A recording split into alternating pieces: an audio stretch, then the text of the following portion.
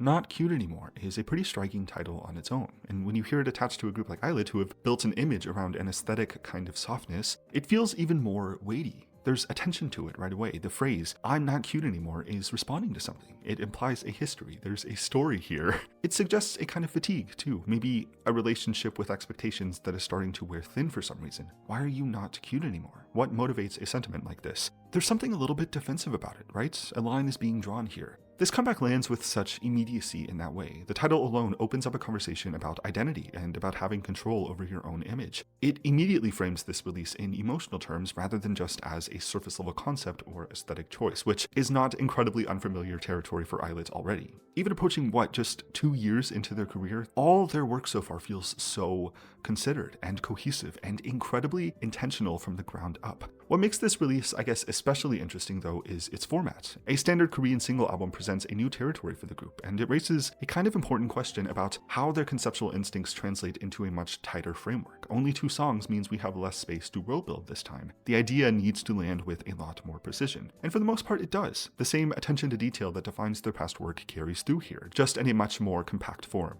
Importantly, the concept doesn't dissolve when scaled down. Here, it just kind of concentrates in a different but still very meaningful way between both songs offered. And very important to me personally, the release still reads as very conceptually deliberate and well thought out, shaped by the same kind of care that has consistently driven their standard projects before. Since debut, ILLIT has really leaned into a specific kind of softness, both musically and also visually. There's something hazy and dreamlike about what ILLIT delivers. You can tell it has been carefully crafted. Their previous tracks live in that airy space of K-pop built around much softer melodies and synths. When I think about their last 2 releases together especially, my mind goes back to the brighter era of third-generation groups like GFriend, Lovelyz, and Oh My Girl at the height of their Christian horse girl music eras. That same kind of softness is invoked here, but it's filtered through much cleaner production and much more modern textures. Cherish and Do the Dance do a lot of heavy lifting when it comes to ILLIT's world building. They take familiar enough synth-pop ideas and reshape them into something that feels thoughtful. There's a real care put into how everything fits together when it comes to ILLIT. Not Cute Anymore, then, comes in with a much more subtle sense of storytelling this time. I guess an inward kind of narrative. The excerpt on the album cover points to someone who sounds tired of being reduced to just one label, and the song leans fully into that same kind of feeling. This time, the narrative presented to us is about sitting with a very personal shift in understanding of yourself. I think what stands out immediately for the title track is the energy management, right? The song feels intentionally underpowered when considering our narrator is quite bogged down with how people perceive her. These synths are so soft and blurred at times. There are no sharp corners to any aspect of this song. Everything lands cushiony. Even when the chorus arrives, it doesn't lift in the way that you would expect a pop chorus to. It just settles where it's at and where it's always been. I would say this song lives in a down-tempo synth pop space, with maybe some lo-fi pop influence, maybe? It's still K-pop in structure and certainly in presentation, but sonically it borrows much more from Western alternative pop palettes than from K-pop's traditional vibrance. I would call it a kind of dreary laziness. That was the first and only thing I wrote down on first listen. Not lazy in execution, but in terms of performance, right? The vocals are delivered with such a flat affect that feels intentional from an emotional perspective. There's not much dynamic range in the top line. It really does sound like someone who's already tired of explaining themselves and doesn't have the energy to dramatize it anymore. So it completely avoids the conventional pop music catharsis. There's no big instrumental release that suddenly changes the emotional weather of this song. As a result of this, I'm Not Cute Anymore by concept feels a lot closer to emotional numbness rather than heartbreak over being mischaracterized by the people who matter.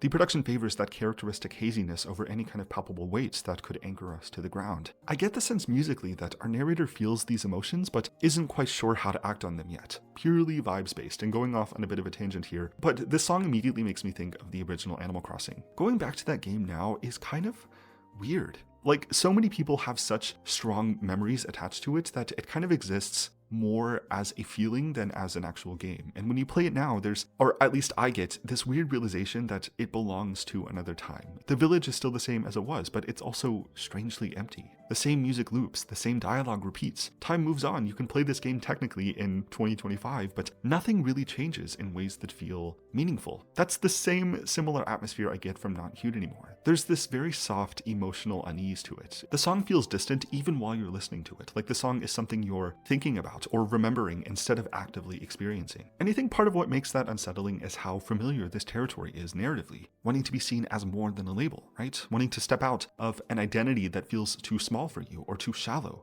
It's a narrative we've heard before. The emotions feel universally relatable, but also a little uncomfortable to sit with. In that way, Not Cute Anymore lives in that same emotional space as the original Animal Crossing. It's familiar, but in no hurry to go anywhere. I think it's that combination that makes something otherwise meant to be endearing feel so oddly unsettling. It's the feeling of standing inside of something or experiencing something that used to mean a lot more to you than it does now. Being, quote, cute may have once been comforting to our narrator, but here it feels like something they're slowly trying to leave behind. So all in all, and Animal Crossing comparisons aside, Not Cute Anymore is a cute-esque song that is exhausted by itself. Our narrator is still actively stuck within that cute label, and due to the similar, still kind of cute aesthetic presentation, it seems like there is some merit to how that perception plays out. All of this exposition is to say that kind of emotional dreariness is also why it may feel unfinished to some listeners. It's so emotionally restrained to the point of inertia. The song refuses release, withholds any kind of real or meaningful payoff. It ends largely the same way it begins, very slumped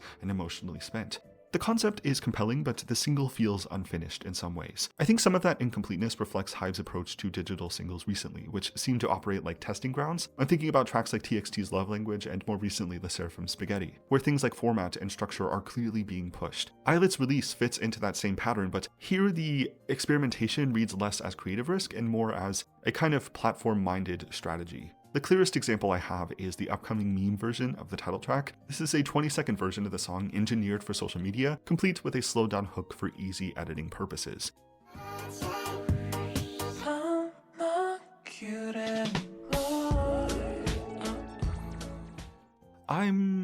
I don't know how to feel about this. I really don't hate the idea, but the pre-packaging of this feels oddly corporate. I keep thinking about when Victoria Monet shared a meme pack and promptly got ratioed by someone saying that no one would use it. Virality usually happens when or because people discover something and make it their own, not because they're handed a template. Does that make sense? I honestly think a better move would have been collaboration, like partnering with actual fan editors and producers or just creators in the wider K-pop space to build official remix or edit packs together. I think a project like that would be useful to editors and also feel genuine enough to listeners, while also strengthening the group's relationship with its community. Yeah, so I'm not anti-remix album at all. I think there's a better way to do it that feels less corporate. What I am deeply opposed to, now that we're on the topic, what I am opposed to is how Spotify handles the remixes. Specifically, when a remix EP replaces the original single in search results and artwork. A recent case of this is Jellius, where the default listing on Spotify is now the Sophie Powers remix pack instead of the original track. This bothers me more than it should, but I will stand by it.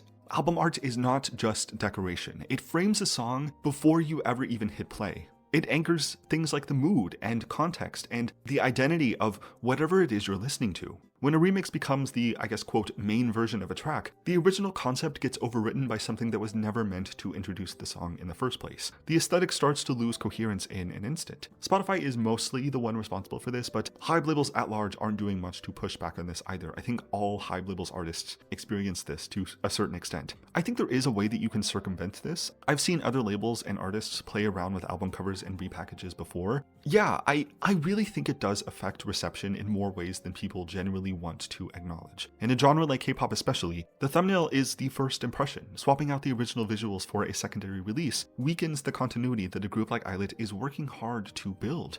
It's not the same, but I think a comparison I can make is it's similar to replacing a book's original cover with a movie or TV show tie-in. Not inherently wrong, not illegal, just disruptive to the integrity of the original work in some ways. So yes, tangent over, remix albums can maybe extend a song's life, but I think platform-level replacement actively dulls its impact. I genuinely believe it starts to accomplish the opposite. It harms reception in the process. If ILLIT or any other K-pop group ever does a remix project, it should exist beside the original, not instead of it. Anyways, moving back on track. And speaking of tracks, the B-side track, Not Me, actually does supply the emotional clarity I think the title track is missing. With these two songs taken together, Not Cute Anymore is a perfect example of a single album done right. The vocals feel a lot closer on this song. The lyrics are more focused and to the point. There's actually a line in one of the refrains, quote, "They call me real, they call me kum," which is, I think, the Korean word for dream, but it briefly sounds like they call me real, they call me clone. And regardless of what word is actually being said, I think it perfectly captures the song's subtext, a genuine fear of being flattened into something interchangeable. It probably wasn't intentional, but it does weirdly reinforce the message anyway. The instrumental palette for Not Me uses sharper synth tones and much drier percussion, which it gives the track a greater sense of emotional clarity through separation. It's a lot easier to distinguish compared to the title track. The rhythm has more insistence built into it. There's a kind of nervous energy that keeps the song restless. Nothing fully relaxes itself into the background. This pressure makes the track feel like it's always leaning slightly ahead of itself. Again, eager to move on from this phase of their life socially, but they don't necessarily have the wherewithal or the tools to do that just yet. And oh my gosh, vocally, the delivery is where the song does most of its emotional work. The phrasing in the opening refrain, "That's not my name," lands with such a clear and audible tension right away. There's a slight aggression in the way that the words are being edited and released here. Melodically, and for what is fast becoming characteristic to ILLIT, the song favors short and compressed phrases rather than long runs. The top line moves in small and repetitive shapes that carry a sense of refusal. Incredibly important, this song uses its repetition in intentional ways. It becomes expressive. You can hear a boundary being drawn again and again. That's not my name. A simple enough premise, but with a surprising amount of emotional depth to its presentation. So together, and I guess the main idea that I have on first impression, the two tracks say much more together than either one does alone. Not Cute Anymore sets the mood, and then Not Me sharpens this conflict. We're given a kind of tension between both songs that is exactly what the concept needs to land as deliberate and well thought out. This is why, to me, the release strategy feels currently like a bit of a missed opportunity. All of the ingredients for a strong identity narrative are there between both songs, but a single track spotlight doesn't give the idea much room to flourish. The songs are great on their own, but conceptually, I think a double single rollout would have made the intent more obvious from the start. These are two sides of the same statement about identity and presentation. Both are equally as important. With a double release format, listeners would get both atmosphere and the emotional argument at once, which I think would make ILLIT's artistic direction feel clearer and more deliberate to general audiences. But even removed from that request, the group continues to have such great conceptual instincts, genuinely some of the strongest in K-pop today. I think they just need structure that lets those instincts breathe a little bit more. So yeah, I do really appreciate this, I guess, season of Hybe taking risks with digital singles. A format like this allows for more experimentation than I think a full album ever could. Yeah, Not Cute Anymore was teased as a conceptual turning point, but I don't really think I come to that conclusion in retrospect. This feels more like a brief moment of exposition that adds more emotional character to the artists that are ILLIT, blending their world together with a great sense of mood and perspective. I would be surprised if we don't get some kind of promotion for the B-side. I just kind of wish the songs were released together. These are my thoughts. Main idea, consume together. Not Cute Anymore as a project feels complete in a way that neither track achieves by itself. So in that sense, it really isn't about choosing a stronger song. It's about recognizing that the full idea behind the concept only becomes obvious, at least to me, when both ideas are present. Yes, thank you for watching this. If you did, let me know what you think about this. Do you agree with the conceptual basis of Not Cute Anymore? Do you see it in a different way? And things like that. Yes, thanks again for watching. Subscribe if you want to, and I will see you next time.